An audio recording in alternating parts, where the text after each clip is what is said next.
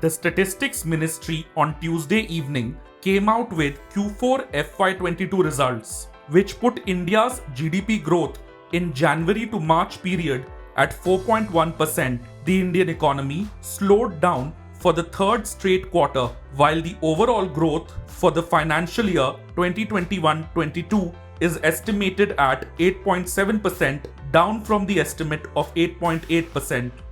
During the March quarter, agriculture grew at 4.1%, while manufacturing contracted 0.2%. Public administration, defense, and other services, which represent government expenditure, grew 7.7% during the March quarter, supporting the overall economic growth. Among other sectors, mining and quarrying and construction grew 6.7% and 2% respectively. Now, coming to GDP, from 20.3% in the first quarter and 8.5% in the second quarter, it had slowed to 5.4% in the third quarter of FY22. According to government data, the economy expanded by 8.7% in 2021-22 compared to a 6.6% contraction in 2020-21. In its second advance estimate, the NSO had projected GDP growth during 2021-22 at 8.9%. The FY22 Q4 GDP slowdown can be attributed to the impact of localized restrictions due to the Omicron wave and high inflation levels hitting private consumption. From the pre-pandemic year of 2019-20, India's real GDP has grown only 1.5%. In other words, it has expanded from rupees 145.16 trillion to rupees 147.36 trillion in 2 years. The way I look at the GDP growth numbers is that it's not very different from what was there in the second advance estimates. Because earlier we were told that growth would be 8.9%, now it's 8.7%.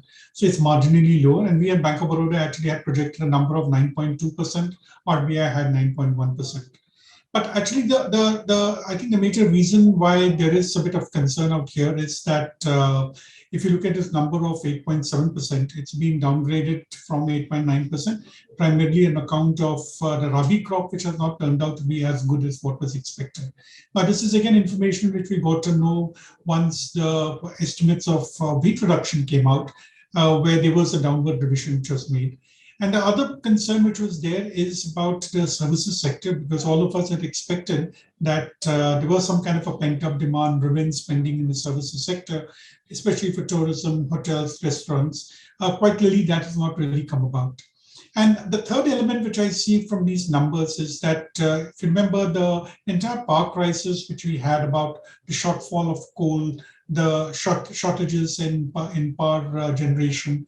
I think all this happened starting from March and extended till April before we found a kind of solution. So if you look at the numbers which have actually gone lower than what came out in the second advance estimates, there are agriculture, mining, to a certain extent manufacturing, electricity, and trade and the related services, trade, restaurants, and related services. So overall, this particular growth number was not expected to be very exciting when compared over fiscal 20, which was a pre-pandemic year. And now when I calculate it, comes to something like 1.5%. So it means that we are actually starting from a clean slate in 22-23. But overall, I would tend to be a bit optimistic about 22-23 because except for the inflation factor, which is something which we have not been able to crack and will probably take a longer time for us to do it.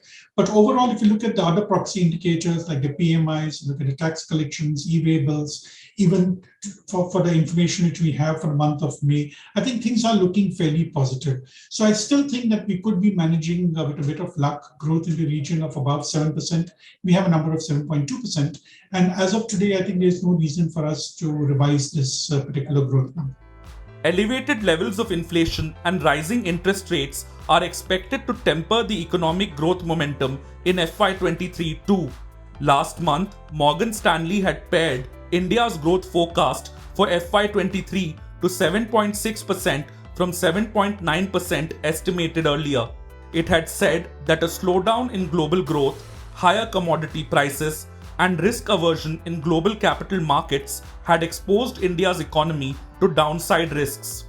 In May, S&P Global Ratings slashed India's growth forecast to 7.3% from 7.8% for FY23 on the back of rising inflationary pressure and the longer than expected Russia-Ukraine war. According to agency reports, the fiscal deficit for 2021-22 improved to 6.71% of the GDP over the revised budget estimate of 6.9%. This was mainly on account of higher tax realization.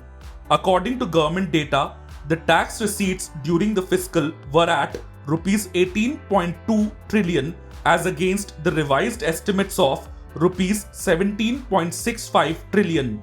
The total expenditure too was higher at rupees 37.94 trillion against the revised estimate of rupees 37.7 trillion. The revenue deficit at the end of the fiscal was 4.37% for fiscal 2021-22. See, in agriculture, what we saw was that normally we take 3.5–4% for granted. That obviously did not happen because I think its excess heat did affect Rabi crop, especially the wheat crop, which is the major Rabi crop. So that's been one kind of a pushback which we have had. In terms of government expenditure, I think the numbers really show that the government has managed the fiscal the way it was desired. Because if I actually juxtapose these numbers with the final fiscal numbers which came out, which showed that the fiscal deficit actually came slightly lower than what was mentioned in the budget in February. So we're talking of a deficit of 6.7% rather than 6.9%. But the government has largely been on target when it comes to its expenditure. So there wasn't really any major compromise. I think whatever additional expenditure on the non-development side took place was compensated by higher revenue generation, which took place in the normal course. And as far as manufacturing is concerned, yes, I think that problem still remains both in terms of consumption and investment, something which has been pointed out even by the government, that we need to see some kind of an uptick in consumption. So that's the only reason why we have to be a bit guarded when we're talking of 22-23 about whether we will have the conditions necessary to ensure that consumption really picks up. In terms of investment also, actually, one point which I would like to mention here, Bhaskar, is that if you look at the gross fixed capital formation rate, we are at 28.6% compared to 26.6% last year. But this 28.6% is exactly the level of fiscal 20. So even in terms of my investment rate, we are at the same level as the pre-pandemic time. So it's basically starting from a clean slate on which we will have to build the growth momentum.